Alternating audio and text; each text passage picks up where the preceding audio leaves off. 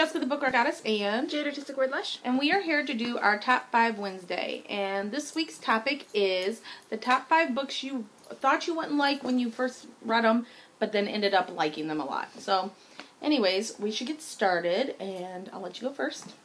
Okay, mine is the Night World series by L.J. Smith. I hated Secret Circle, and I did not like Vampire Diaries all that much. So I figured this one wasn't going to be all that great, but I loved it.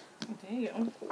Okay, the first one that I wasn't really sure I'd like this. I actually originally bought it for her, but because I wasn't quite sure, and that is Confessions of a Murder Suspect by James Patterson.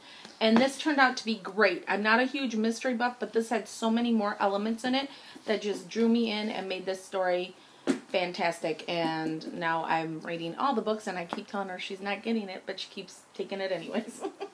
Okay, this one I had to have because of the cover, but I did not think that the actual book, Mothership right here, by Martin Leach and Isla Neal, was going to be all that good. Because I didn't know how a sci-fi book would end up, if it would be well written, being the fact that the main character was pregnant. Right. So, right. But I actually really enjoyed it. Okay.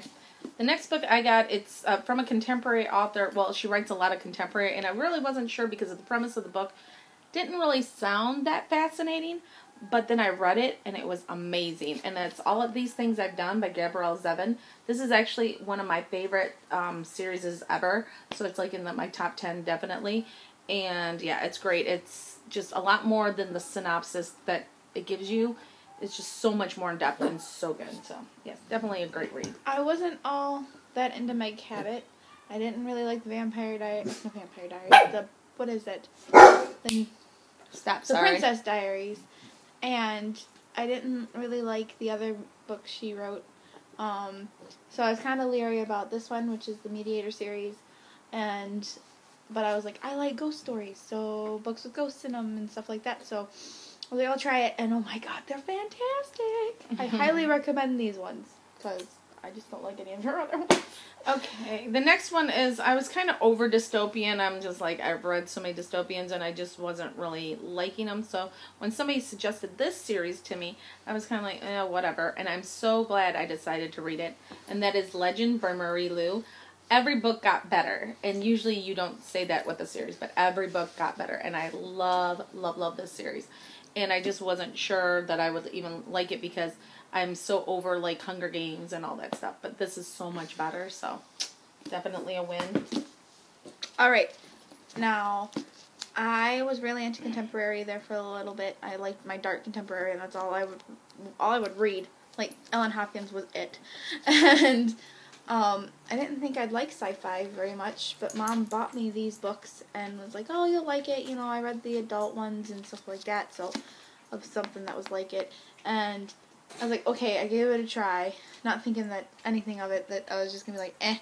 But it was wonderful. Wonderful, wonderful, wonderful. So I have them now in paperback and hard copy. Ones you touch, ones you read. There you go.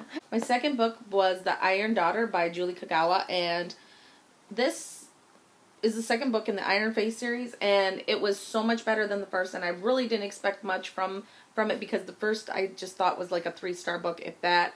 This was so much better, and I'm so glad I listened to everybody that said pick up the second book. The series gets way better, so definitely a good choice. My number 1 book is Charlie Bone by Jenny Nemo. I usually do not like male points of view. I couldn't read Harry Potter. I could listen to it, but I couldn't read it. And I know you guys are going to be like, what? But I couldn't. I couldn't get into it. But this, I loved from the get-go. And they're just awesome. And I'm trying to get my brother to read them. So, yay. Okay. Juvenile, by the way. Yes, my last book, and this is why it's in the last spot, I was dead set about not reading these books. Because the author is, for me, just total misses, because I have tried to read so many of this author's books, and I know this is blasphemy, and everybody's going to, like, boo me and say, what are you talking about? This is a great author. But I just could not get into him. And then she read the book, and my other daughter read the book, and they said, you got to read it. And so I did, and I'm glad I did, and that is Fault in Our Stars by John Green. She also doesn't like depressing books. Yeah, I'm not into depressing books, so I've never liked any of his books. This is the very first book I have read of his that I actually enjoyed. So even though it was depressing, it had its depressing moments, and it had subject matter that I didn't really care for in normal, terms. I loved this story. I just thought it was fantastic, and I am glad I picked it up. So, alright guys, that is our Top 5 Wednesday, and let us know if you guys are doing one, or what your books that you really didn't think you would enjoy, and then you did, and we will see you in the next video. Bye-bye.